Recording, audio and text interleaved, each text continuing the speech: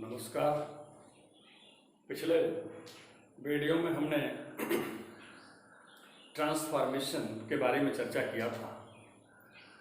कुछ स्टूडेंट्स की उस पर प्रतिक्रिया आई है कि उसको एक बार फिर से रिपीट किया जाए, तो उसी को एक बार दोबारा रिपीट करते हुए ये वीडियो मैंने फिर ले आने का काम किया है। आप जानते हैं, जैसा कि मैंने आपसे चर्चा किया था, ट्रांसफॉर्मेशन दो शब्दों से मिलकर के बना है। एक शब्द है ट्रांस और दूसरा शब्द है फॉर्म।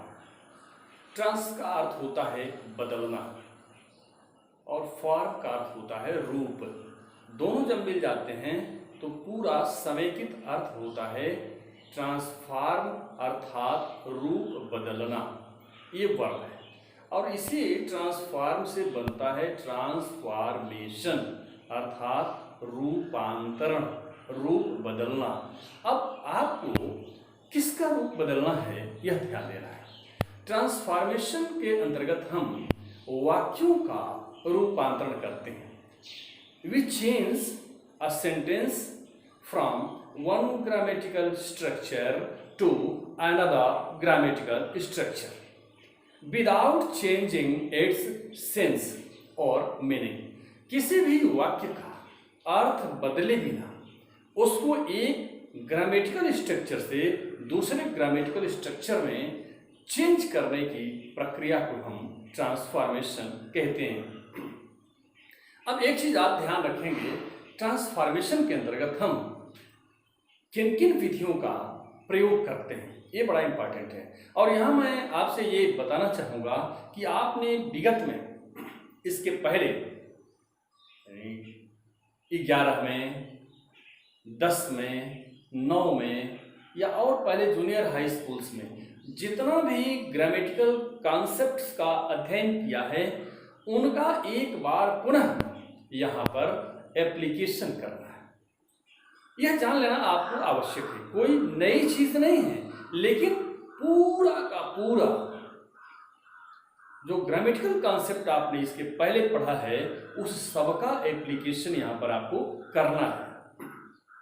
इसलिए मैं आपको पुनः एक बार इस बात को बता देता हूं कि ट्रांसफॉर्मेशन में हम एक ग्रामेटिकल स्ट्रक्चर से सेंटेंस को दूसरे ग्रामेटिकल स्ट्रक्चर में ले जाते हैं बिना उसके अर्थ को बदले। तो आप जान गए ट्रांसफॉर्मेशन क्या है। ट्रांसफॉर्मेशन वह प्रक्रिया है जिसके अंतर्गत हम किसी वाक्य को बिना उसके अर्थ बदले एक ग्रामेटिकल स्ट्रक्चर से दूसरे ग्रामेटिकल स्ट्रक्चर में कन्वर्ट करते हैं, चेंज करते हैं। अब क्या क्या इसकी मेथड्स हैं, किन मेथड्स को हम अप्लाई करते हैं, कैसे कैसे बदलते हैं, सारे मेथड्स को हमने यहाँ वर्णित किया है, लिखा है। अब देखेंगे, शुरू से देखेंगे ट्रांसफॉर्मेशन ऑफ सेंटेंसेस। जैसा मैंने पहले कहा, ट्रांस और फॉर्म दोनों मिलकर बना ट्रांसफॉर्म, रूप बदलना। मेथड्स ऑफ ट्रांसफॉर्मेशन यानी रूपांतरण की विधियां। पहली विधि है by removal and use of adverb too. आप एडवर्ब टू के बारे में जानते हैं। इसका अर्थ होता है भी। इसका अर्थ अगर किसी एडजेक्टिव से पहले हम करते हैं तो उसका अर्थ एनहांस हो जाता है, बढ़ जाता है। तो जैसे हम कहते हैं टू मच, मच का मतलब है अधिक, और टू मच यानी बहुत अधिक। तो इस तरह से हम एक परिस्थिति में टू का डिलीशन करेंगे, टू को हम डिलीट करेंगे, डिलीटिंग करेंगे, और दूसरे प्रयोग में हम टू को यूज करेंगे। तो by the removal and use of adverb too एक पहली विधि है। दूसरी by the interchange of assertive and interrogative sentences. आपने एसर्टिव सेंटेंस भी पढ़ा है, विधि सूचक वाक्य, जिसके अंतर्गत हम कोई सामान्य सूचना, सामान्य कथन करते हैं। और ये इंट्रोगेटिव सेंटेंस भी पढ़े हैं, जिसके माध्यम से हम प्रश्न करते हैं, किसी से कोई प्रश्न पूछते हैं। दोनों का अंतर परिवर्तन, एक परिस्थिति में एसर्टिव सेंटेंस और दूसरे जब हम चेंज करेंगे तो उसको इंट्रोगेटिव में करेंगे, लेकिन वह अर्थ वही रहेगा जो एसर्टिव में रहेगा। सेंटेंस की ग्रामेटिकल स्ट्रक्चर बदलकर इंट्रोगेटिव अवश्य होगी, लेकिन उसका अर्थ नहीं बदलेगा। तीसरी विधि है bye the interchange of affirmative and negative sentence, affirmative और नेगेटिव सेंटेंस का अंतर परिवर्तन।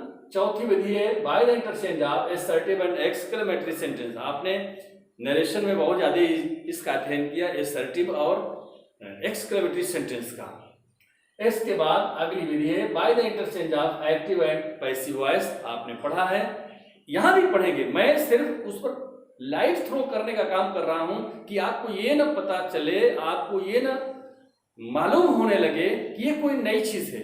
You have studied these concepts already, so this is not any sort of new concept, you have already studied in previous chapters.